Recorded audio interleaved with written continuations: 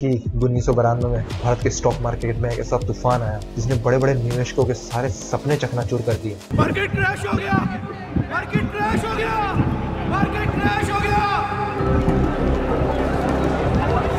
नाम था हर्षद मेहता, एक मामूली से स्टॉक ब्रोकर जिसे उस दशक का सबसे बड़ा बिग बुल माना जाता था। बेसिकली हर्षद करता क्या था कि जो बड़े बड़े बैंक्स थे उनसे पैसा लेता था और उसे स्टॉक मार्केट में पुल करता था। ये इलीगल है, आप बैंक का पैसा स्टॉक मार्केट में नहीं लगा सकते, लेकिन हर्षद के कनेक्शंस बड़े बड़े पॉलिटिशियन से लेके जितने भी बड़े लोग होते हैं सबसे उसके कनेक्शंस और पावर उसके पास इतनी ज़्यादा थी कि बड़े बड़े लोगों के साथ उसका उठना बैठना था, तो वो पूरे मार्केट को मैनिपुलेट कर सकता था। तो बेसिकली वो फर्जी बीआरस बनवाता था और बैंकों से पैसा लेता था और उसे स्टॉक मार्केट में पंप करता था। जिस स्टॉक में हर्षद ने पैसा लगा दिया वो रातों रात ऊपर चढ़ जाता था और जिस स्टॉक से हर्षद ने पैसा निकाल लिया वो रातों रात नीचे गिर जाता था।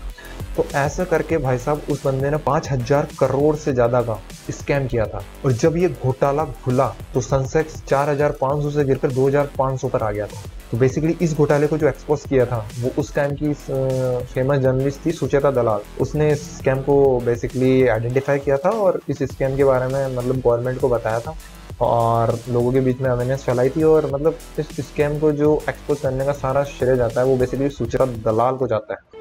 सुचेता दलाल। Yes, sir, from Bombay. Sir, I have a scoop. Harshad Mehta has defrauded SBI of 500 crores. और किसी को इस बात की हिंट तक नहीं मिली है। I have a primary source from the SBI PR department. और हर्षद मेहता को 27 में से 4 मामलों में दोषी पाया गया था। काफी केसेस तो उस पे ऐसे थे जिसमें एविडेंस नहीं थे, क्योंकि भाई साहब उस बंदे के कनेक्शंस इतने हाई लेवल पे थे कि मतलब जो उस बंदे ने जो वकील हायर किया था राम जेठमलानी, जो उस टाइम के सबसे पॉपुलर और सबसे हाईएस्ट पेइंग एडवोकेट हुआ करते थे, उस बंदे ने उन्हें हायर किया था। तुम सोच सकते हो कि भाई साहब हर्षद के पास किस लेवल की पावर और किस लेवल की मनी थी। और दिल का दौरा पड़ने के कारण ही हर्षद मेहता की मौत जेल के अंदर 2001 के अंदर हुई थी। इंडियन फाइनेंशियल हिस्ट्री में ये सबसे बड़ा स्कैम है और ये सच है कि